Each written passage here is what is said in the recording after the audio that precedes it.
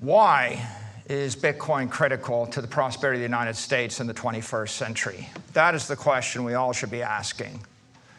There are many metaphors for thinking about a strategic reserve of Bitcoin. Bitcoin is digital capital. If we thought of it as Bitcoin as digital capital, is this a stockpile of cheese? Is this a stockpile of oil, natural gas, or even uranium, all of which would be interesting? Well, at its worst case, in its narrowest form, you could think about the strategic Bitcoin reserve as a stockpile of the apex asset of the human race. And so what's it worth? Well, over the next 20 years, I think it's worth anywhere from $3 trillion to $106 trillion to the United States. U.S. corporations, like my corporation, are actually recapitalizing on Bitcoin. We've gone from having $250 million of assets 48 months ago to having nearly $45 billion of assets in 48 months. If you look out over the next 20 years, corporations that are accumulating Bitcoin on their reserve, like MSTR, like Mara, like Riot, they're going to have $20 to $40 trillion.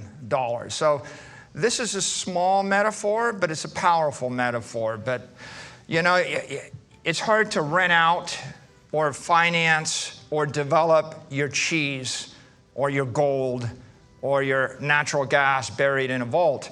So a more powerful metaphor is Bitcoin is digital property. If you own 5% of Manhattan and your family had owned it for 100 years and someone said, how are you going to pay your bills? You wouldn't say, we're just going to sell it. You would say, we're going to rent it. We're going to develop it. We're going to put a building on top of it, a business on top of it, or we're going to finance it. We're going to borrow against it.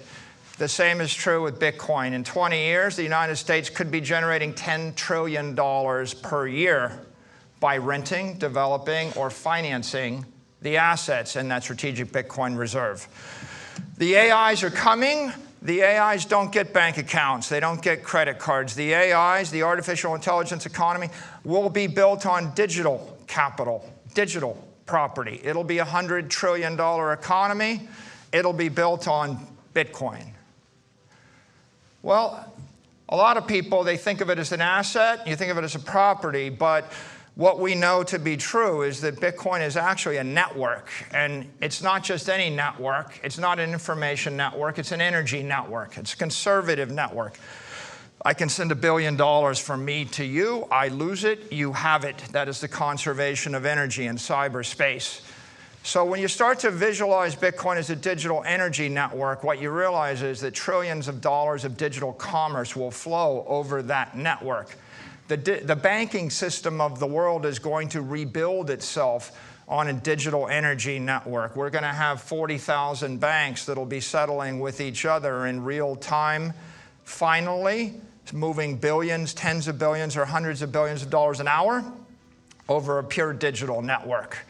Right? So if you look at the world and imagine digital energy moving around the world, and then you ask the question, would you want to own it or would you want to ignore it? The last and most important metaphor is when we have open digital energy flowing, it is a commerce network. But when we reverse that digital energy into a shield, it becomes a defense system. Bitcoin's a digital defense system.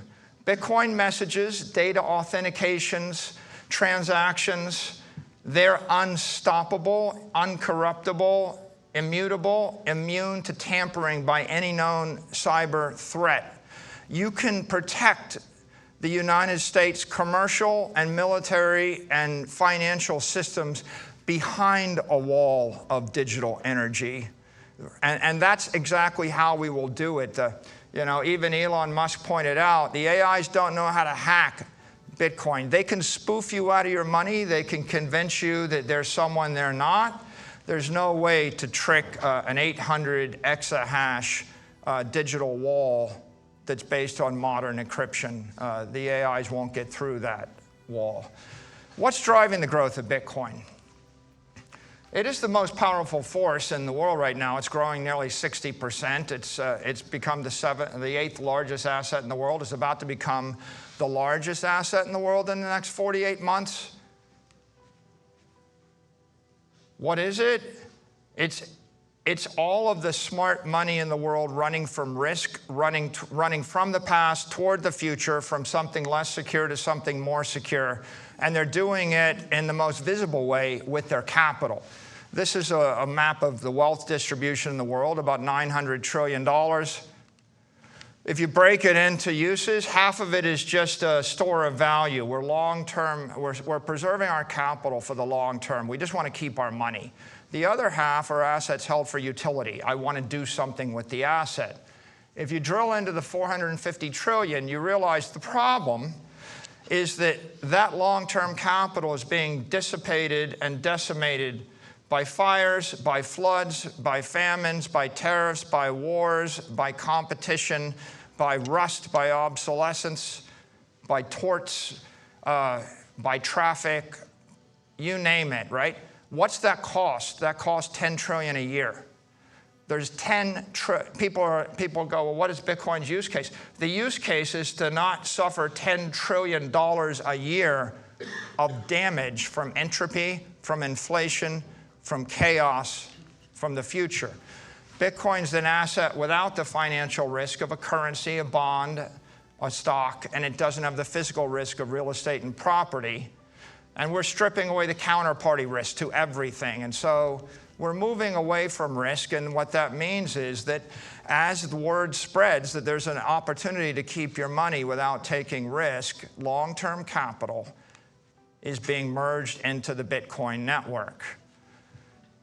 The greatest digital transformation of the 21st century, it isn't the transformation of music, it isn't the transformation of your photos, your communications, your Facebook friends, or educational videos, although each of those things made $1 trillion company. The greatest digital transformation is the transformation of capital. So it's the transformation of 450 trillion. What's it worth? It's worth half of everything. It's half of everything. That's the transformation. Digital capital is stronger, faster, and smarter capital. It's everything you don't like about the building stripped away, and you've got an invisible, indestructible, immortal, teleportable building. It's a better building.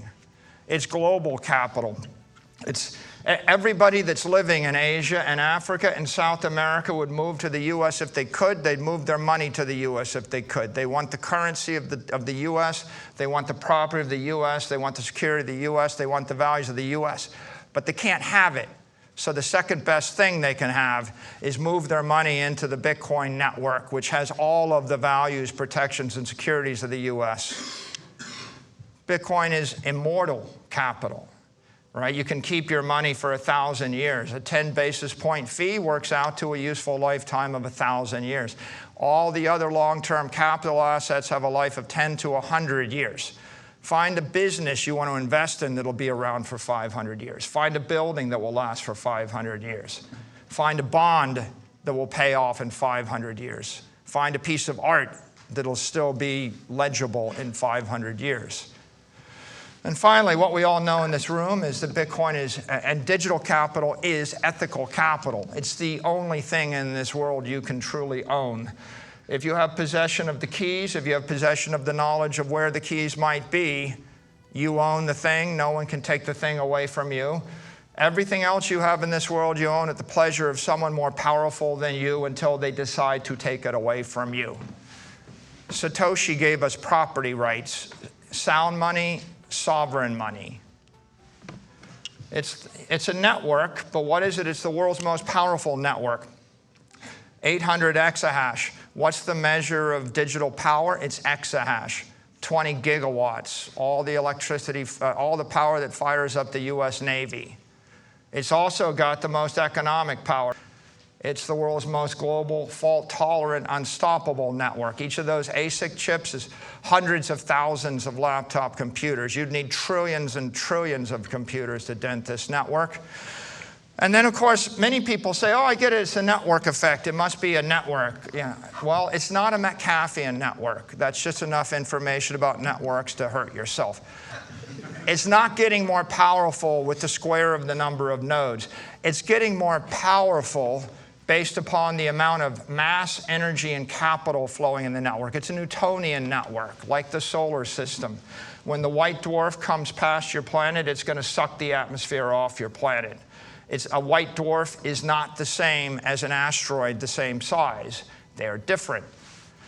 Bitcoin is the brightest thing in the financial universe, right? Heat and light. It's the most interesting. It's growing stronger.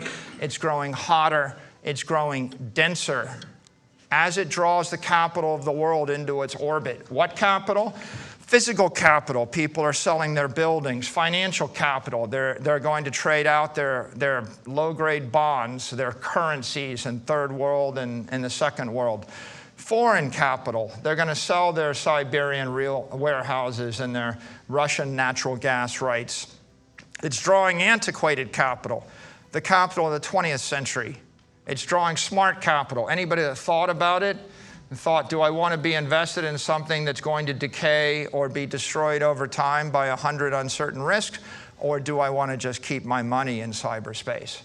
And then digital capital, right? The AIs, they don't get the bank account. As the economy digitizes, people want to move digital money at the speed of light with a million transactions a second. You're not doing it with a Siberian warehouse. You're not doing it with natural gas or gold. You're not going to do it with any 20th century asset. Our assumptions? Well, Bitcoin's currently 22 basis points of the global economy. That's $2 trillion.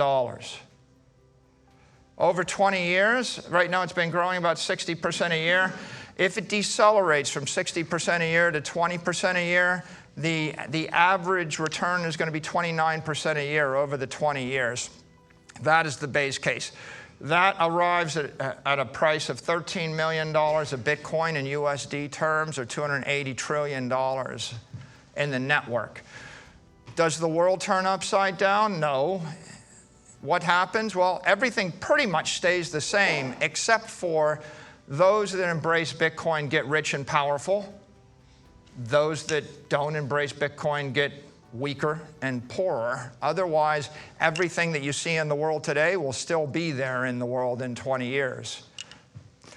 Bitcoin is not a threat to the dollar. The dollar is currency. Bitcoin is capital. In the modern world, there are plenty of academic economists. They will just recite ad infinitum. Well, money is a store of value, a medium of exchange, a unit of account. There, I told you. And they just haven't really thought about that past just rote memory. This is why you shouldn't rote memorize stuff in education. Think a little bit harder about what's going on here.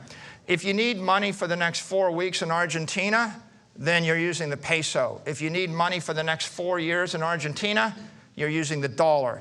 If you need money for the next 40 years in Argentina and you're smart, you're using the Bitcoin. And so the dollar is competing, but is competing against the M2 money supply of the CNY, Chinese currency, European currency, Japanese currency. Right now, we're about 17% of that. We should be able to grow to 30% of that. How? With digital currency. If U.S. banks and U.S. corporations can issue digital currencies backed by the U.S. Treasury, we will expand that supply of U.S. currency by $10 trillion, right? That's a digital asset strategy. That's why the stablecoin bill and the Genius Act matter. It is not capital. Bitcoin is less than 1% of the capital of the world. What does it compete with? Not the dollar. Bitcoin competes with property, equity, and bonds. Property, equity, and bonds. And what is it? It's 1%. And what is it going to? I just showed you the shocker $13 million Bitcoin forecast. That gets us to 13% of the capital in 2045. We have two strategies. Expand our currency to dominate the world with the digital currency of choice. Expand our capital to dominate the world with the digital capital of choice. Why should the U.S. want to be the Bitcoin superpower? You cannot remain a sovereign nation if you lose control of your airspace, outer space, or cyberspace. This is a truism. It's pretty important. We're not talking about making a little bit of money here. We're talking about defending the American way of life. A superpower has to keep the air routes open. You must be able to fly, not just fly from here to London. You need to be able to fly from New York to Chicago. If you look at what happened in the first Gulf War, we took control of Iraqi airspace. Within a week, their entire country was non-functioning. Some people would say within 48 hours they were non-functioning. This country won't function for 48 hours after we lose control of our airspace. How do we protect it? We have Air Force bases. We have military aircraft. This is evolving. It will continue to evolve. Drones, very sophisticated defense systems. We have to keep open our sea lanes. This is a truism for 1,000 years. The Carthaginians knew it. That's why the Romans destroyed them. The Carthaginians had destroyed the Venetian fleet. Every single port in the Mediterranean that was a Venetian port was also a Roman port, was also a Carthaginian port, was also a Phoenician port. Why? Because you must keep the sea lanes open if you would be a superpower. If I cut off your sea lanes, I choke your economy. The Japanese determined this or found this out in World War II. Sea power requires naval bases operating appropriate ships. A superpower has to keep its cyber channels open. What does that mean? It means your communication channels for digital information, but it also means your communication channels for digital energy. I need to be able to move a signal, but I need to move a $10 billion chunk of money. I don't just need to keep the cyber channels open around the world. It's not just I want to move that information or that energy between New York and Tokyo. If I lose control of cyberspace over the United States, I can't move information between New York and Chicago, right? You lose cyberspace, you'll lose your own digital economy. What would you do if your enemy got control of your cyberspace? Well, what happens when you can't log into your bank account? Cyber power requires Bitcoin miners operating ASICs, throwing up a wall of digital energy. And you want to hope that more than 50% of that is controlled by you or your allies. What does it mean to own cyberspace? If you want to be a Bitcoin superpower, you need to own the asset, own Bitcoin, but that's only half of it. Owning all of New York City and losing control of the sea lanes and the airspace above New York City is a Pyrrhic victory, right? You won't own it very long. It'll get shredded.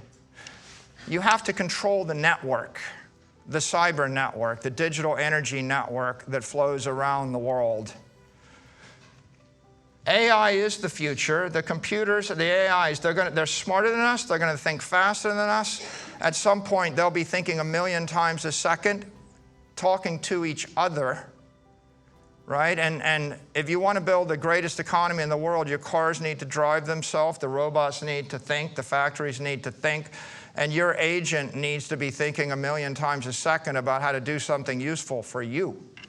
Digital intelligence requires digital energy, which has to be secured by digital power in order to engage in digital commerce. When I say digital commerce, I don't just mean buying trinkets on Amazon. I mean moving all of the money and securing all the assets of the world. I mean $950 trillion going to $4,000 trillion of assets. And it couldn't be clearer where that's headed right now. The unit of digital energy is the Satoshi. The unit of digital power is the exahash, right? What are the benefits to America of the Bitcoin strategy? Embrace Bitcoin, we own the 21st century. All the money, all the capital of the world is moving out of the 20th century.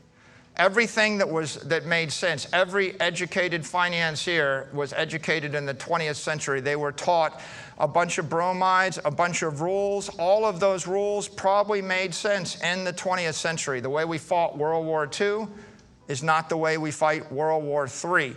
Every military doctrine, every financial doctrine, it might have been right at one point. It's not right any longer. Trillions of dollars of capital is going to flow from those physical and financial assets into digital, into the Bitcoin network. The US government doesn't recognize any other digital capital, nor do we. And that's because 99% of the power in the crypto ecosystem is in the Bitcoin network. If you want to own cyberspace and own the future, you need to own it. Embrace Bitcoin and strengthen the dollar. We have the chance to establish, own, and control the global digital capital network. That is Bitcoin. We can back the US dollar with Bitcoin reserves, the only monetary asset that is competitive to the dollar. If I need a liquid, fungible asset to capitalize a company or an institution, it's not real estate, it's not natural gas, it's not art, it's not private and public equity portfolios, it's not even going to be an index of equity. The only asset that I can use other than Bitcoin is US Treasuries everywhere in the world. If anybody ever decides to replace those, they'll replace them with Bitcoin. We should own both. Embrace Bitcoin, attract foreign capital. It's not just we're getting the 20th century money, we're getting the rest of the world's money. If I gave you money, I dropped you. If I took all your money, I dropped you in Africa and I said, you got to invest in a diversified portfolio of private and public equity and real estate, art in Africa. Or you can put your money into the digital capital network and move it anywhere else at the speed of light. And I gave you a choice to punch the orange button or leave it in Africa for 100 years. You would punch the orange button. Everybody else in the world's figuring out the same thing right now. That's why countries will make laws against it. That's why the Chinese have export controls on their capital.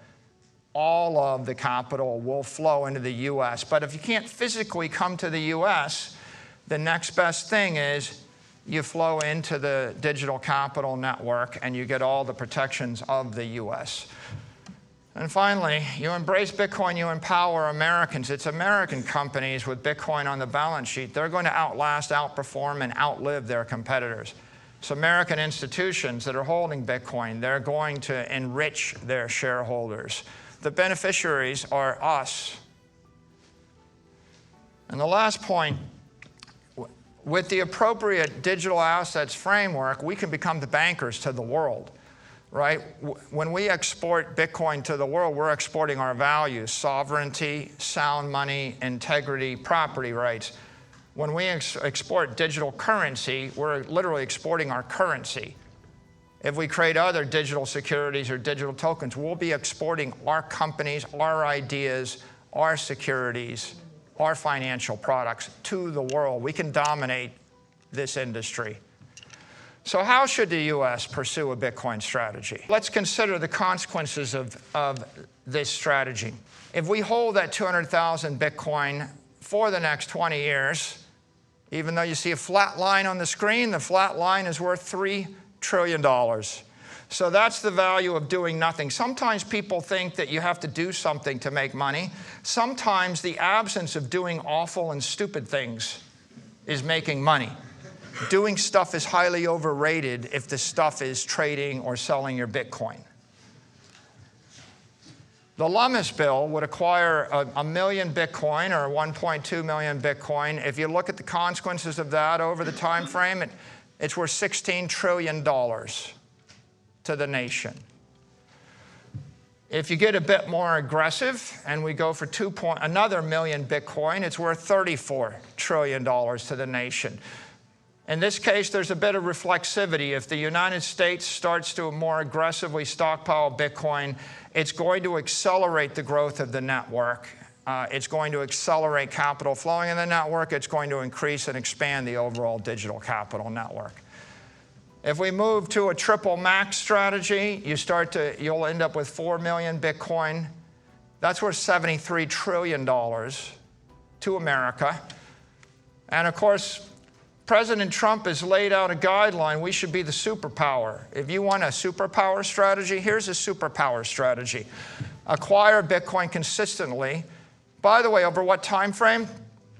Consistently daily between now and the 0.99. 0.99 is January of the year 2035, the point at which 99% of the Bitcoin supply has been mined the asset becomes effectively capped for all practical purposes because the last 1% comes out over 100 years. You should get your Bitcoin before there's no more Bitcoin for you. And you can see here, in this strategy, we acquire it consistently, and then we use surpluses from the US government to continue to save in Bitcoin. It's worth $106 trillion to the United States. And so what does that look like? Well, the Lummis plan, which is grand, is modest in some ways, and a modest strategic Bitcoin reserve plan neutralizes the national debt. Sometimes doing modest things are actually brilliant as long as you do the thing. It's like the people that bought just a little bit of Bitcoin in 2012. It was a modest investment. It made them billionaires. A modest thing 20 years in advance is a brilliant thing. If you're more aggressive, the triple max plan negates the national debt. The Superpower plan creates a global superpower. We bought 78% of the United States for $40 million. $40 million purchased nearly 80% of this country. Think about it for a second. Bitcoin is the greatest opportunity of the 21st century, right? It's worth anywhere from $3 trillion to $106 trillion, depending upon how programmatic and aggressive we want to pursue this opportunity. These opportunities don't come along often. This is the once-in-a-century opportunity. I'll leave you with the final thought. What happens if we allow another nation to claim title to Bitcoin superpower? If we don't claim it, we give them control of the network. We give them all the wealth in the world. We risk being impoverished and imperiled by a hostile nation that controls all the world's digital energy. You could have clung to your glass beads when the world went to the gold standard. You could have clung to your steam engines when the world went to internal combustion. You know, you could have kept your wood-burning stoves when Rockefeller offered you petroleum. We could have dismissed nuclear power. We once had another project. We had a Manhattan project. It was a large investment in nuclear energy. Do you want to control the world's digital energy? Because the digital economy will run on digital energy. The choice is ours, either prosperity or poverty in the 21st century. Thank you.